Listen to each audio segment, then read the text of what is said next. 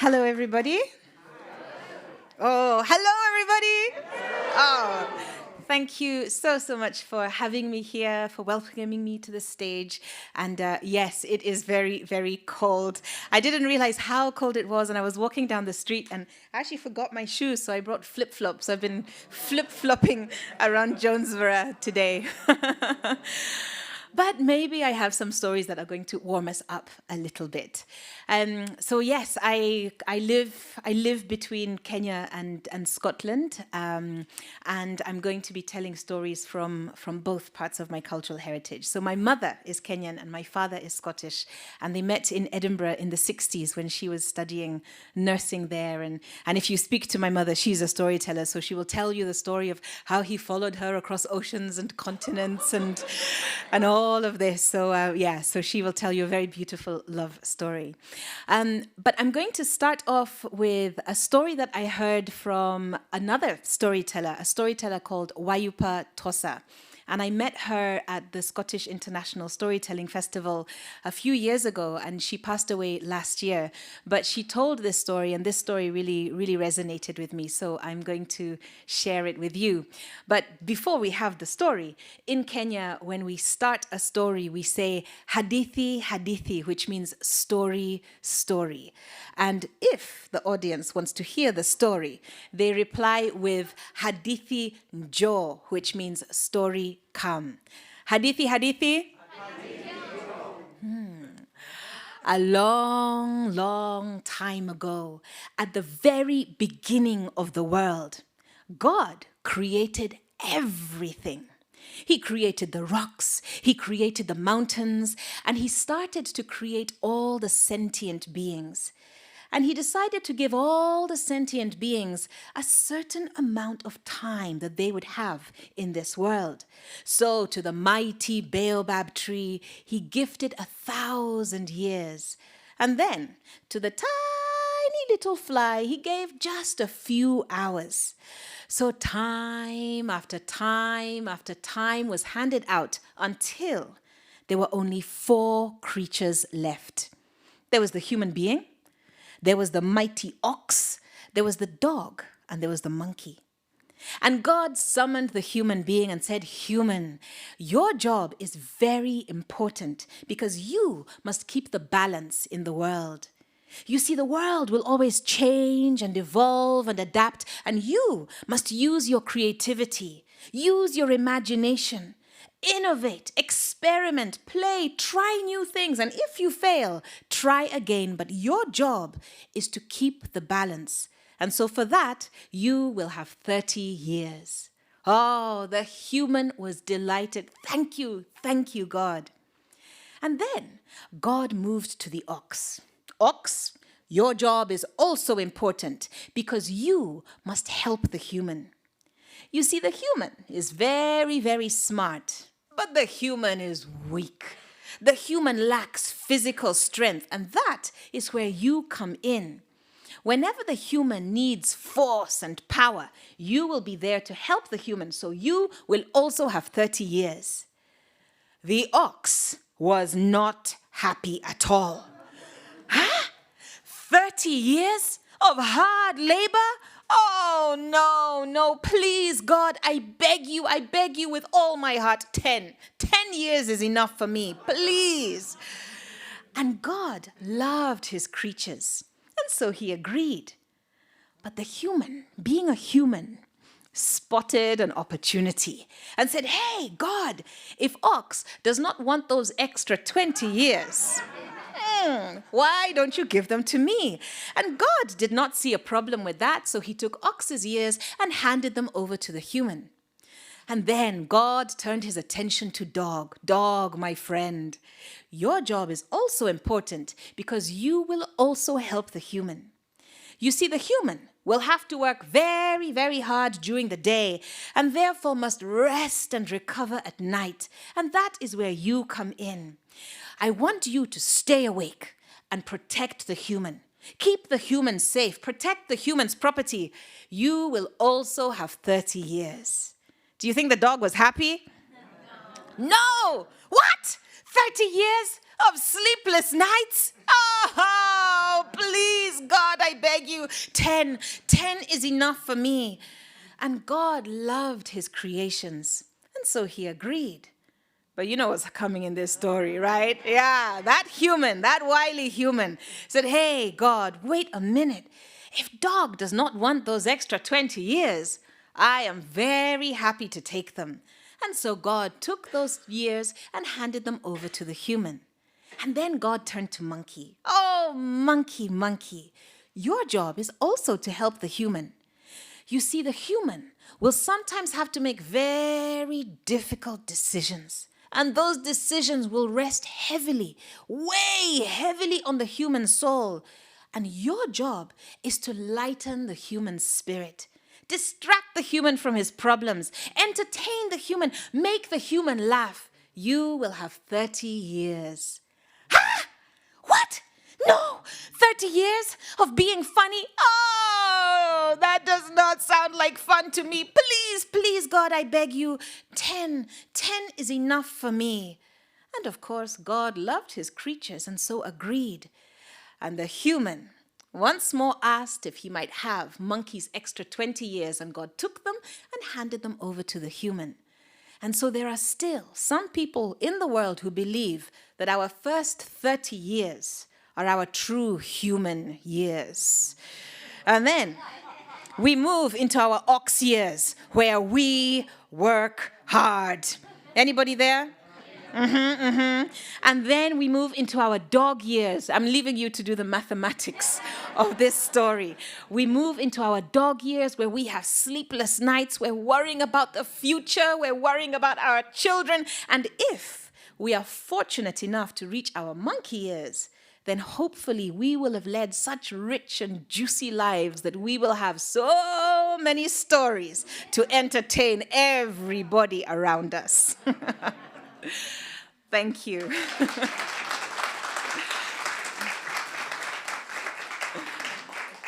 So I feel that that's a true story somehow, and I'm very much in my ox years right now, so feeling that a bit. But I thought that I would switch to Scotland, and I will tell a story from there. And it's one of my favorite Scottish stories. And it's a story right down from the borders, so where Scotland meets England. And there are many, many versions of this story. Perhaps some of you who are familiar with the Scottish stories might also know this one.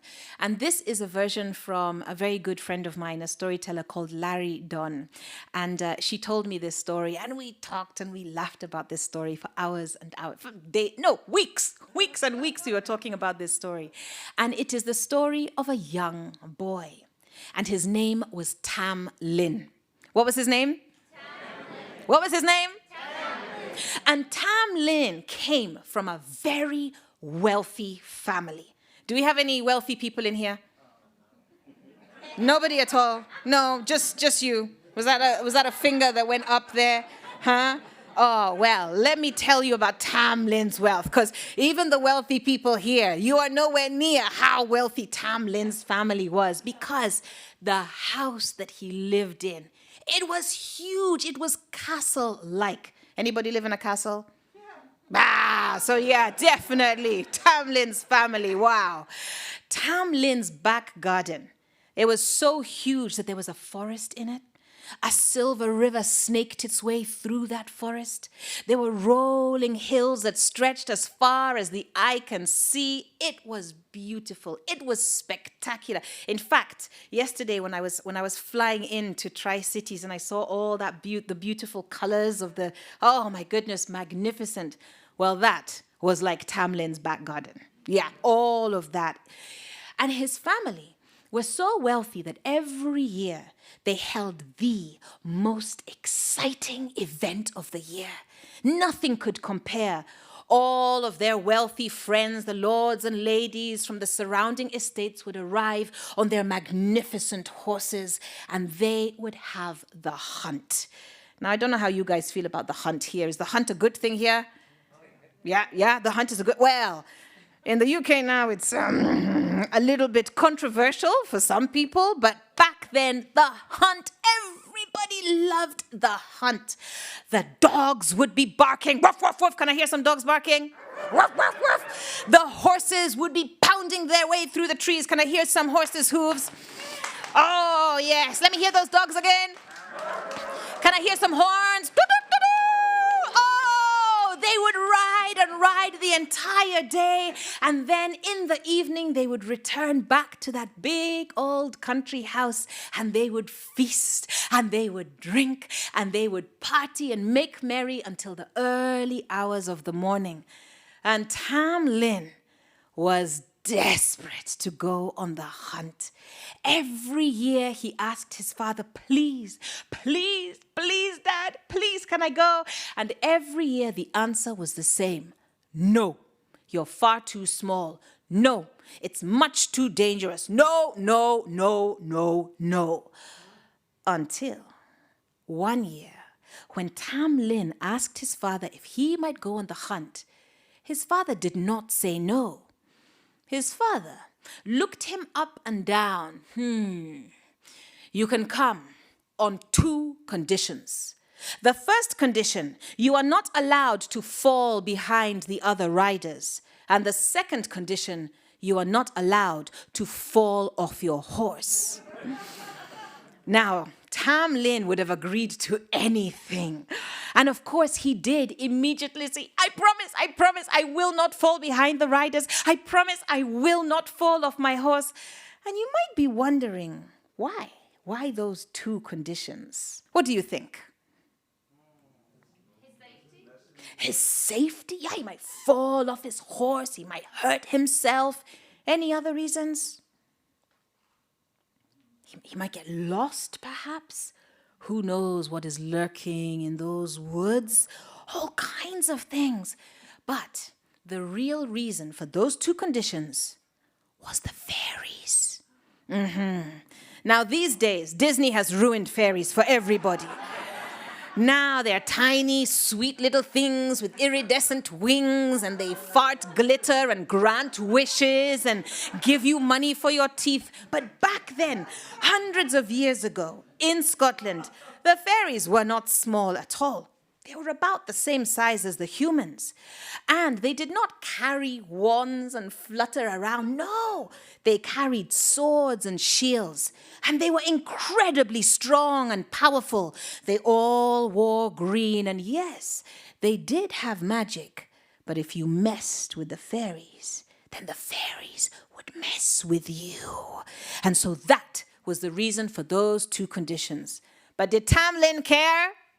No, of course not. He was going on the hunt. And as the days leading up to the hunt arrived, he could hardly contain his excitement. He got out his favorite clothes. He even polished the little golden buttons. He polished his boots. He was ready. He brushed the coat of his little pony. He made sure there were no knots in the tail. And when the day arrived, he felt like a king. He mounted his little pony and off they went. Can I hear those horses' hooves again? The horns were blowing. The dogs were barking. He had the biggest smile on his face. He felt his heart pounding as if it would explode out of his chest. But Tam Lin's pony was much smaller than the huge stallions of the other riders, and its legs were rather short, and so slowly he did fall behind. And Tam Lin's pony was not used to running so fast over such rough ground, and its little hoof caught in a hole, and he stumbled, and it fell, and Tam Lin did fall off his horse. And it would have been okay if he had landed on some leaves or some twigs or branches, but he didn't. He landed on a patch of bright green grass, and as everybody knows, that is the entrance to the fairy kingdom. And as soon as he hit the ground, arms reached up out of the ground, grabbed hold of him and pulled him under. And he struggled and struggled, but they were much too strong. And when finally he opened his eyes, he was in a huge huge underground tavern surrounded by the fairies, all dressed in green, all carrying their swords. And at the end of this huge hall, there was a woman, a beautiful woman, but it was a cold, hard beauty. And who was she? Yeah, the fairy queen. And she summoned Tam Lin. And oh, he trembled and quivered. But he made his way forward. And as he stood there in front of her, she looked him up and down. And she liked what she saw. And so she decided that Tam Lin would stay and become one of the fairies. And so he did. Now, this meant that he would grow and grow until he became a young man. And then he would stop growing. Because fairies, they never get old. They never get sick. And fairies never, ever die. And so Tam Lin became a fairy. Now, this is where our story fast forwards about 200 years. And Tam Lin's huge country estate now belonged to another family. And there was a girl in this family, and her name was Janet. What was her name? Janet. What was her name? Janet. And Janet, she was one of those feisty kind of girls. You know the ones who do not like being told what they can or cannot do. You don't know anyone like that? No? I can see some sparkly eyes over there. Yeah. So Janet, she had always been told never go into the woods because a long time ago a boy had disappeared. But it was the middle of summer, and oh, what a day. The sun was shining, the sky was bright blue, not a cloud to be seen. And when she passed by the trees, the forest, the woods looked so inviting. She peered in and she could see the butterflies fluttering here and there from branch to branch. She listened and the birds made such a joyful sound. And she thought to herself, this is my forest. And if I want to go into my forest, then I will. And so she did. She stepped in. Deeper and deeper and deeper, and she felt that sun on her skin. She was so happy and warm when suddenly, in the distance, she saw a little stone well, and right by that well were the most beautiful, colorful flowers she had ever seen. And she thought, wow, those flowers will look so beautiful in my hair or on my dress. And so over she went. She reached out, she took a little stem and she snapped it. And as soon as she did, there was a great puff of smoke. And then suddenly, there was a young man standing in front of her, all dressed in green. Who dares take the flowers that belong to the fairy queen? And Janet was shocked and stunned, but she pulled herself together and she said, I'm Janet, and I dare. And the young man, of course, was none other than who? Tam Lin. And do you know, nobody had ever spoken to him like that before. And he quite liked it. Yeah. And it wasn't long before the two of them were deep in conversation, and she discovered this was the boy who had gone missing all those years ago, and he was a fairy. Oh my goodness, she had so many questions. Oh, I hear that you're really strong. Is that true? Yes, how wonderful.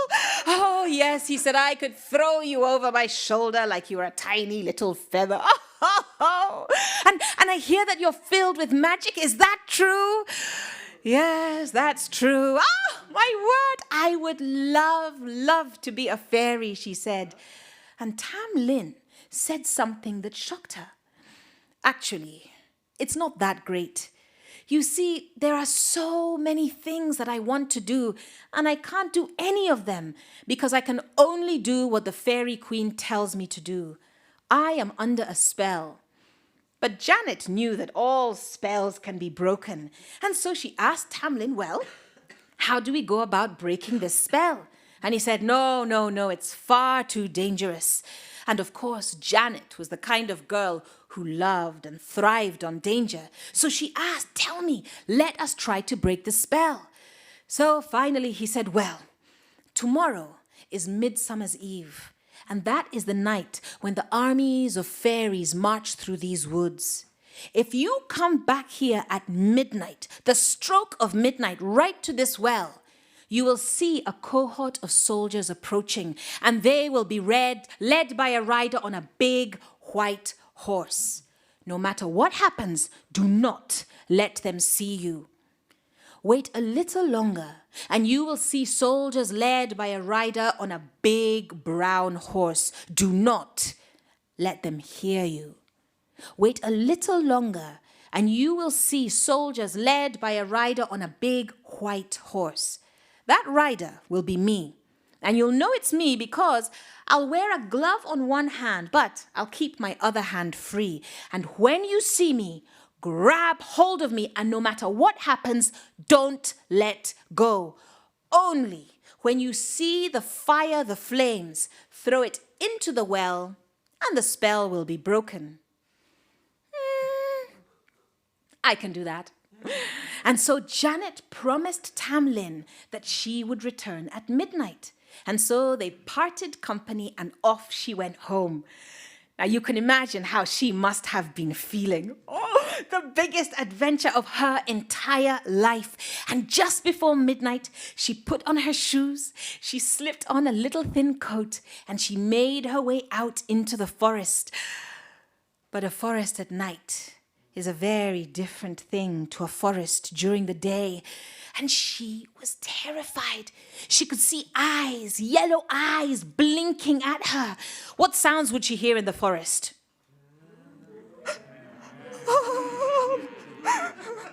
She was desperate to go home, but she couldn't. She was the kind of girl that once she had made a promise, she was bound to it. And so she made her way through the trees, and when she reached that little stone well, she sat and she waited. And at the stroke of midnight, she could hear the sound of hooves approaching. And when she peered up over the well, she saw the fairies approaching, led by a rider on a big black horse. And she crouched down as low as she could. She hid herself, concealed herself. She stayed there for as long as it took. And when the last soldiers had parted and had faded into the distance, she popped her head up, and they did not see her. She waited a little bit more, and a few moments later, the sound of hooves approaching, and she peered up, and she saw soldiers led by a rider on a big brown horse, and she held her breath.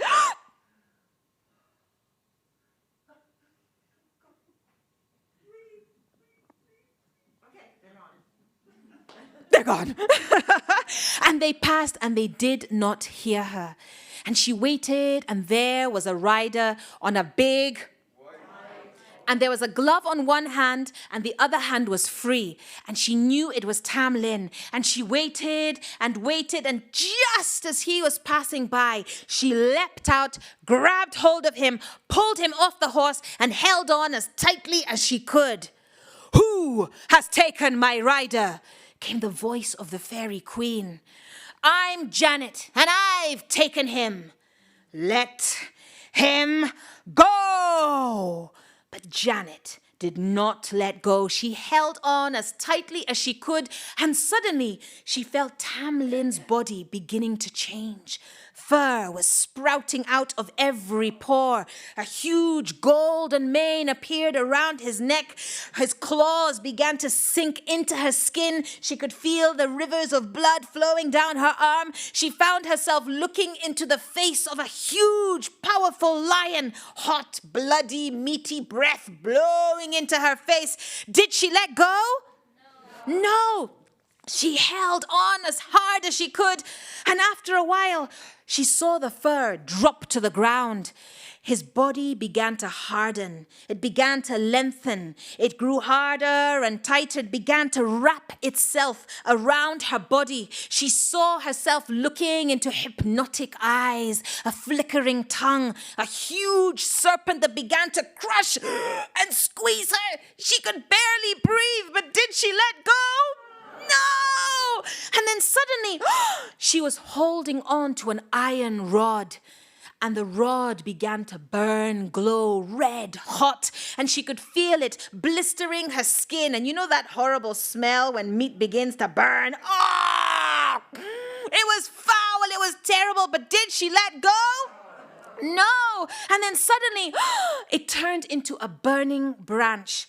And when she saw the flames, she threw the flames into the well, and there was a puff of smoke. And then there was Tam Lin, a young man in green, dripping, soaking wet. And as soon as he was out of the well, the voice of the fairy queen echoed through the forest, "Rider, get back on your horse." He didn't have to. The spell had been broken. And so Janet grabbed his hand, and the two of them raced out of the forest back to that big country estate that they both knew so well. And of course, because this is a fairy story, I think you know what happened next. They fell in love. They got married, and then they lived happily ever after. But if anybody here ever finds themselves in Scotland and you go down to the borders, right where Scotland meets England, there is a place called Carterhaugh Woods. And if you find yourself in Carterhaugh Woods, if you venture in deep enough, you will eventually come to a little stone well. And if you do find yourselves there, be very careful of any patches of bright green grass, because fairies, they never get old. They never get sick, and they never, ever die. So who knows what is underneath Carterhaugh Woods?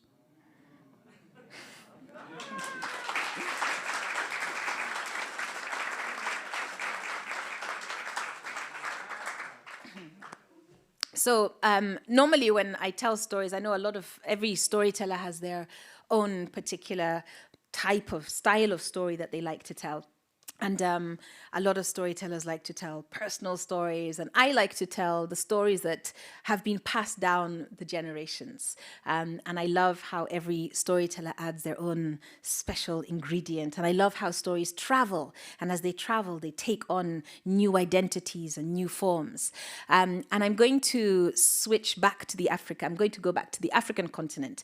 And this is a story from the San people of southern Africa. And the San people, sometimes or traditionally known as the Bushmen in places, but they're a very ancient storytelling culture and a very ancient people. And so they still have the storytelling tradition of sitting under the stars around a fire and sharing their stories. And this is one of their stories. And I thought I would tell this story because of just how cold it is outside. And it's a story of a young man and his wife. And they were out in the plains doing whatever they were doing when suddenly they looked up, and there in the distance they saw a strange looking cloud. This cloud was unlike any cloud that they had ever seen before. This cloud did not float across the sky like all the other clouds. This cloud, it came straight up out of the top of a mountain. And they had never seen anything like it. And they said, we need to go and find out what that cloud is. Now, wife had many things to do. And she said to husband, listen, why don't you go, find out what it is, and then come back and let me know. And if there's anything that is problematic, I can go and fix it. And so, husband agreed. Now, this story is an old story. And it takes place at a time when all the food in the world was eaten raw. So she decided to pack a nice little lunch for him. So she took some potatoes that he would just crunch into, much like an apple, some nice carrots, some fruit. She packed a little bag and whoosh, she sent him on his way. Pakatang, pakatang, pakatang. Pakatang, pakatang, pakatang. Pakatang, pakatang, pakatang. Pakatang, pakatang, pakatang. He walked, he marched. He reached the mountain and he started to climb higher, higher, higher. And when he neared the top, he saw a strange looking creature. This creature had a little hat that flickered and wavered in the wind. This creature had a golden, yellow, orange coat around its shoulders, and this creature had blue and purple boots on its feet. And this creature said, "Man, come closer, come closer." And man said, "How do you know who I am? And who are you?" And the creature said, "I am fire, and I have been brought to bring joy and happiness to the people of the world. And I have seen you every single day, man. I know who you are. Come closer." And so man went closer to fire, and the closer he got, the warmer he felt, all nice and cozy. And he sat down next to fire, and the two of them started to tell each other stories. Fire told man all the things that he had seen from the top of the mountain, all his observations of everyday life, of the people, of the animals, of the forests, of the rivers, everything. And man was in awe. And man told fire of his wife, of his friends, of his family, of life in the village. And fire listened, eager to find out these stories from an altogether different perspective. Story after story after story, song after song, joke after joke. They laughed.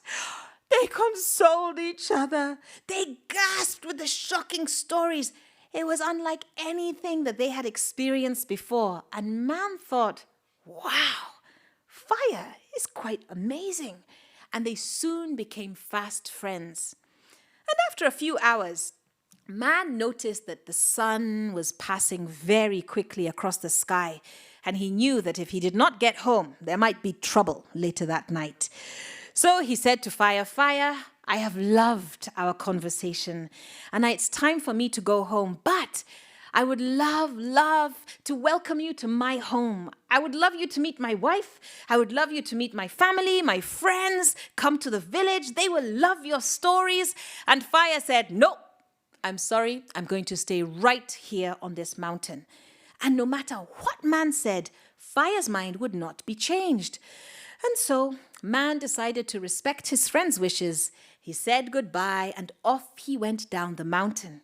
And when he got home, he told wife about Fire. You won't believe it. Fire is the most incredible friend I have met. I've never met anyone quite like Fire. Fire has so many stories. His view on things is so different to anybody else in the village. We get on so well. He said he's to bring joy and happiness, and he's certainly made me joyful and happy. And wife was delighted. She was thrilled that her husband had found such a wonderful new friend. And she said, you should bring Fire to the village sometime. I tried, but he didn't want to. So maybe in a little while, I shall go back and visit him again. And that's what happened. A few weeks later, wife packed a little bag full of some delicious crunchy potatoes and fruit and vegetables, some nice fish fresh from the river. Pakatang, pakatang, pakatang. Pakatang, pakatang, pakatang. Pakatang, pakatang, pakatang. Pakatang, pakatang, pakatang. Marched and marched, climbed and climbed, higher and higher. There was Fire. Man, you've come back. Oh, welcome, welcome, welcome. Come sit next to me. I have so many things to tell you. And again, they started sharing story after story after story. Oh, it was a wonderful sharing. And after a few hours, man could see the sun passing across the sky. Oh, please, Fire, please come and visit us in the village. I tell you, after this second visit, I know that they would love you. I know with all my heart that they would just think you're the most amazing friend in the world. No, I'm going to stay right here on this mountain. And so man had to go back alone. Do you know, this went on for weeks. It went on for months. Man would go and visit fire and return home. And after a whole year had passed, man said to fire, "Fire, hospitality is so important. Everybody is curious. Nothing would make me happier than if you were to come and visit us down in the village. Please, I am begging you." And do you know, fire loved man. Fire really, really enjoyed man's company and wanted his friend to be happy. And he said, well, there's a problem. You see, I have a rather large appetite. And when I start eating, I just don't know what's going to happen. So it's much better for me to stay right here on this mountain. And man said, "What? That's it? We've waited a whole year for you to tell me that you have a big appetite? Do you know how much food we have in that village? Please, just trust me, you will not be disappointed." And so, after much umming and eyeing, fire agreed. 3 days. I'll come down in 3 days. Oh, yes! Man was ecstatic, thrilled, over the moon. He was jumping here, leaping there. He was so happy. And he said, "Trust me, you will be so well fed, you will not want to return up to the mountain." And whoosh, he shot back down to the village. He told his wife, "Wife, fire has agreed to come. Please make sure that everybody knows that fire has a very big appetite. Let us not embarrass ourselves and have nothing to eat." So the orders were issued. You go and get the potatoes. You go and find some eggs. You go milk the cows. You go and get carrots. You go and get this. You go and get that. And everybody went to do their part, and they brought back mountains of food. They laid huge mats right in the center of the village, and then they started to pile up the food. And even man was astonished. He had never seen so much food before. And he said, "Hey, fire is going to have the time of his life." So, as they were busy preparing, man, meanwhile, was counting down the days.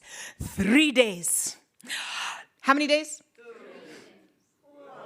And then the day arrived, and he could see that strange-looking cloud, that plume of smoke slowly starting to make its way down the mountain. He could hardly contain himself, and fire was excited. This was the first time that he had been off the mountain, and he was really thrilled to see man's village. He had heard so much about it in stories, and now he was going to experience the real thing. And as he made his way down that mountain path, he suddenly saw some small blades of grass, and they looked quite tasty. So he reached out and they were good, nice and juicy. And he reached out and took some more. They were really good. And now his appetite had been, his interest was piqued. And so whoosh, he took some more, and then some more, and then some more. And soon it wasn't just handfuls of grass. It was huge armfuls of the stuff, and he began to gorge himself. And of course, the more he ate, the hungrier he became. Soon, the grass was not enough. He needed more. He was eating up the bushes, the shrubs that grew down that mountain path. And soon, as the animals saw him approaching, they began to sense that, hey, there's something not quite right. They began to feel fear. And soon the animals were racing away. The birds were flapping, flying into the sky. The insects were buzzing everywhere. Fire could not stop. The bushes and the shrubs, soon the low-lying branches of the trees, and the more he ate, the larger he became, until soon that small, beautiful, innocent fire was now a wall of flame. And the villagers, when they looked up, they said, We didn't really expect fire to look like that. And man said, "Ha, I know, my friend. Fire is small, and I think it's just the angle that we're looking at. But really, trust me, you're going to love fire." But fire was no longer small and innocent. Fire was huge. The heat that he was giving off was destroying everything in its path. He was consuming the largest trees. He was even trying to gobble up the boulders. And as he approached the villagers could not take it. They were filled with fear. They turned, they ran towards the river, they jumped in, and at that moment, bah, he hit the village. He ate up the roofs of their houses. He gobbled up the walls. He entered into their most private spaces and ate everything that he could find until there was nothing left to eat, and he burnt himself out. And it was then that the villagers emerged from the river.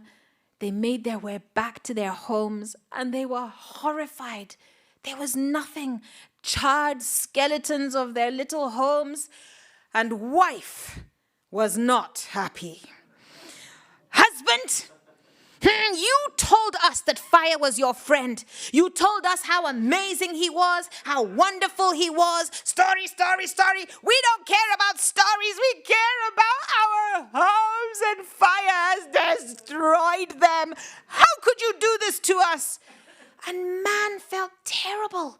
He felt he had been betrayed by his best friend. And he hung his head low in shame. And as they moved around the village, they tried to see if there was anything that they could salvage. And it was when they reached the center of the village that they noticed something was different. And quite pleasantly different. They sniffed the air, and when they saw the mats where all the food had been piled, it looked rather different too. And wife noticed that the potatoes were soft, and she held them and she broke one open, and that smoke, that steam began to evade and pour out into the air, and she bit into it, and it was the most delicious thing she had ever eaten. What heaven is this? She picked up a carrot, and it had been caramelized. The milk had been boiled. The eggs had been baked. My goodness, all the different flavors had merged and melted into each other, and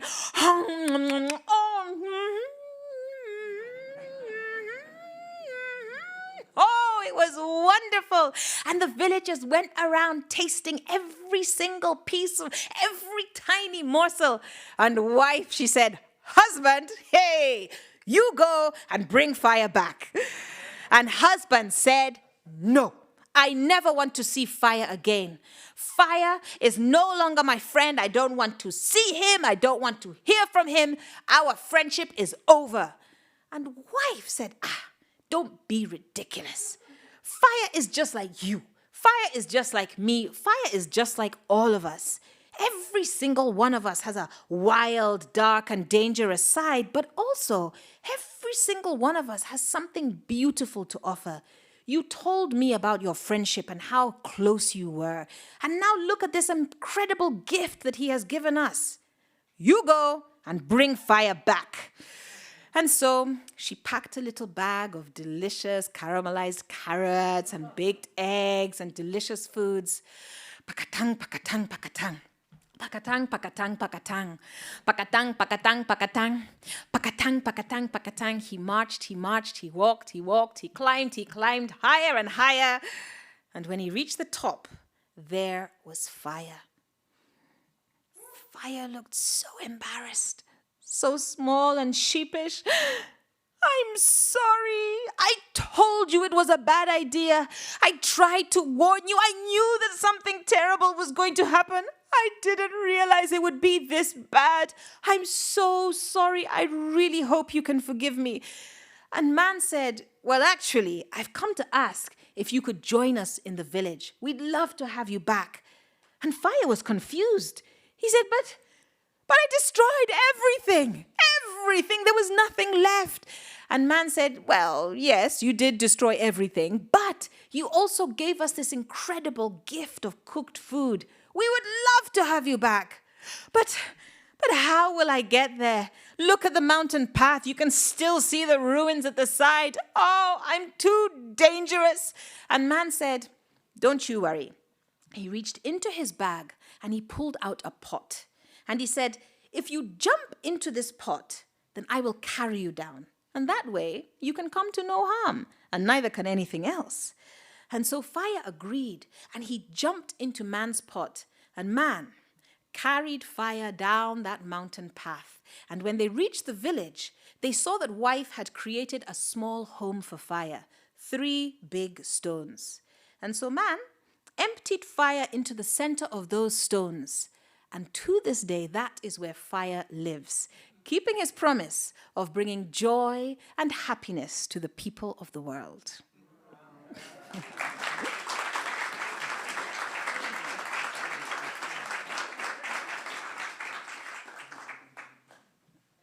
So yes, I love telling that story. And of course, when you tell that story, then everybody has their own stories of how fire has brought joy and happiness to them. And it often involves marshmallows and all sorts of other things like that.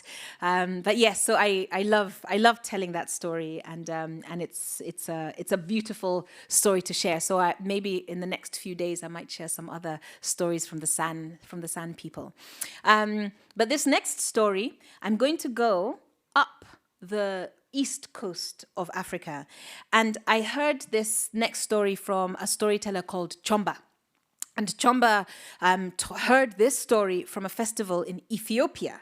And so the story, as I said, it has carried all the way down. So the story that I'm going to tell is the Kenyan version of this Ethiopian story. And the reason I say it's the Kenyan version is that in the original story, there was a necklace that was of particular significance to a certain people. But if you did not realize or understand the true significance of the necklace, then sometimes it can lose meaning in the story. So Chomba had changed the story to make sure that people would understand the significance of whatever it was he was trying to say. So that probably means nothing until you hear the story. So I will share this story with you. And it's a story of a woman. And she was making a delicious meal for her family. Everybody was coming. And when we say family, it's not just the parents and the children. Who else was coming?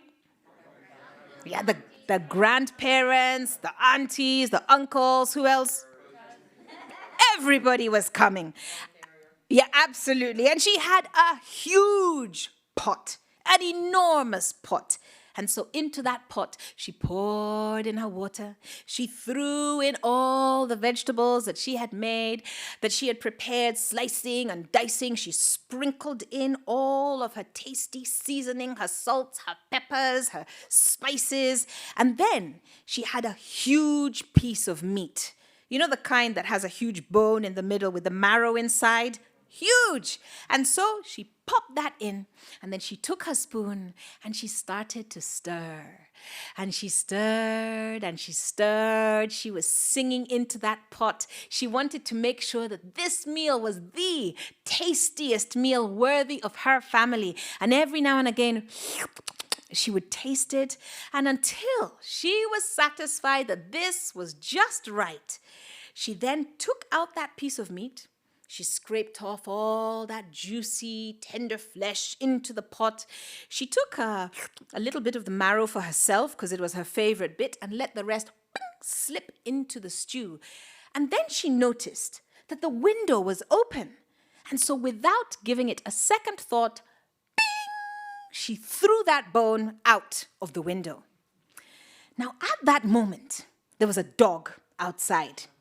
And this dog had been tortured by this wonderful aroma for hours. And this dog was hungry.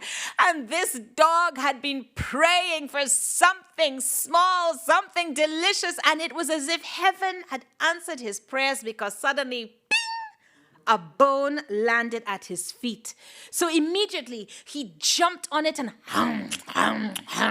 he began to gnaw and suck up all of those delicious juices. But a few moments later, another dog from the village across the way happened to be walking down the street. Oh, sensed this wonderful aroma. And as he turned the corner, he saw the dog with a bone. And what did the second dog want? He wanted that bone. And so he crouched down low and bared his teeth. His claws were out. But the first dog was not willing to give up his bone. And so he was guarding it zealously. And as the second dog began to encircle him, he was protecting his bone. When the second dog saw an opportunity, he lunged, and it wasn't long before the two dogs were fighting. They were scratching, clawing, nipping, biting each other. But there was an old man watching, old Mzee Chomba. Mzee Chomba, Mzee Chomba, Mzee Chomba, Mzee Chomba, aliona kila kitu kutoka dirishani. Old Mzee Chomba saw everything from his window. Stop those two dogs from fighting, because if you don't, the boys will fight. Nobody listened to old Mzee Chomba. And a little while later, there was a boy walking down the street on his way home from school. He'd done well. He was going to go home, tell his family, probably get a little treat, when suddenly he saw the two dogs fighting. And immediately he pinned himself as far away as possible, because he had always been told, stay away from fighting dogs, because you might get hurt, yeah. And so, as he tried to make his way past, he suddenly realized that one of those dogs was his dog. His beautiful, kind pet, the most angelic dog in the entire world. And this vicious brute was attacking him. All his fear disappeared. He raced forward. He grabbed hold of the second dog and he started to pull it off. But at that moment, another boy was walking down the street. This boy had had enough of school. He was going home. He wanted to hang out with his friends, when suddenly he saw a boy beating up a dog, and he was outraged. Animal cruelty at its very worst. And then, to top it off, that was his dog. Oh, his kind, amazing best friend, the light of his life. And he raced forward and he grabbed hold of that boy, pulled him off, and pa! And of course, it wasn't long before the two boys started to fight, punching each other, kicking each other, flinging each other to the ground, wrestling, rolling. Mzee Chomba, Mzee Chomba, Mzee Chomba, Mzee Chomba, aliona kila kitu kutoka dirishani. Stop those two boys from fighting, because if you don't, the women will fight. Did anyone listen to old Mzee Chomba? No, of course not. And yep, soon enough, there was a woman walking down the street. She was coming home from the market. Oh, she was in a good mood because her baskets were empty. She had sold everything. She had a big wad of cash hidden away. She was going home to relax before preparing a meal for her family, when suddenly she saw the two boys fighting. Young people today, all they do is hang around and fight each other. What is this world coming to? When suddenly she noticed that one of those boys was her son, the light of her life, the angel of her world, and this demonic ragamuffin was busy attacking him. She was outraged. Wewe, unafanya nini, he? Wewe, ebu njoo hapa, mama kwa anakufundisha nini, he?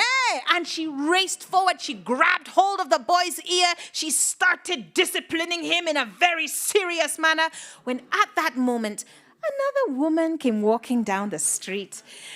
She was on her way home. Her baskets were full. She had no money left. She'd had her hair done. She was looking good. She was feeling even better, when suddenly she saw a woman beating up a child.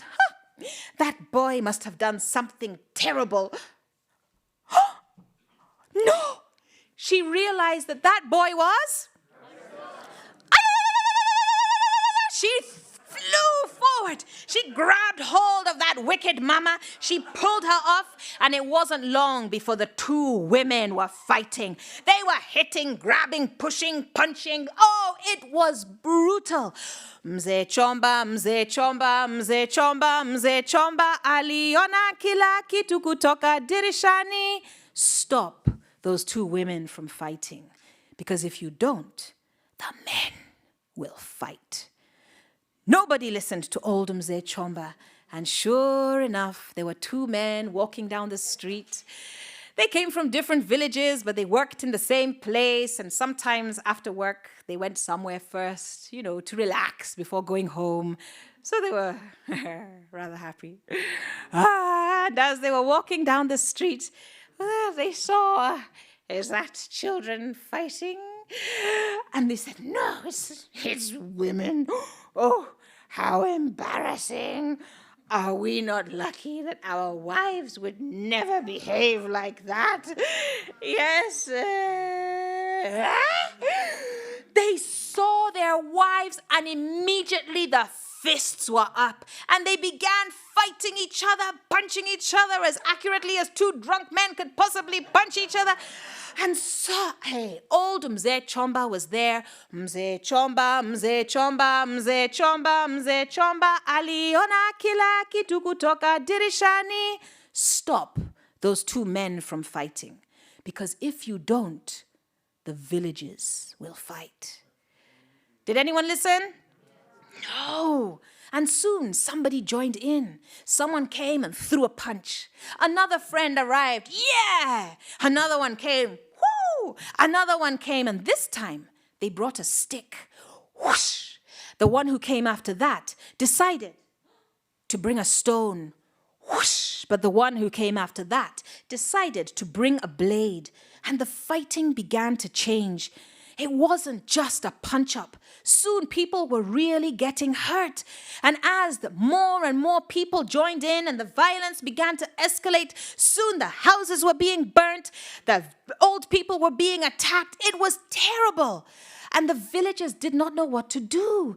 The elders gathered and said, look, if you guys just apologize, then we will forgive you, and then this matter can be laid to rest.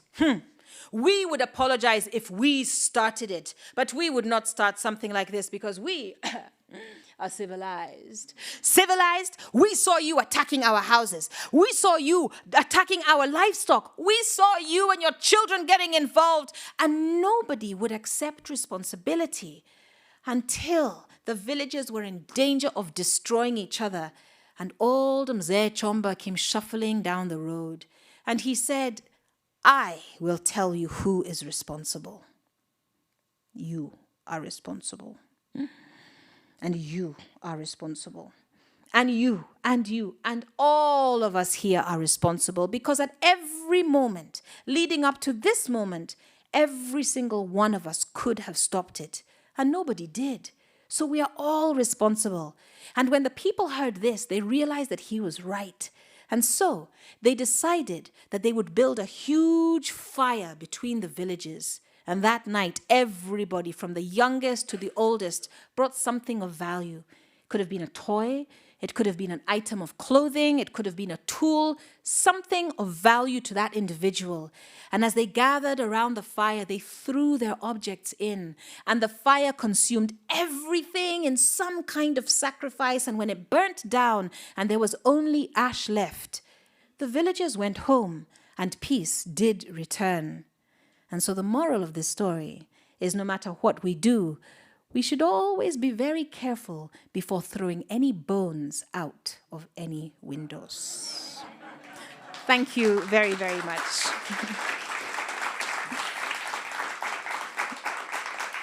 So we are at 3 o'clock now. So sadly, this is the end of today's session, but I am here every day with new stories.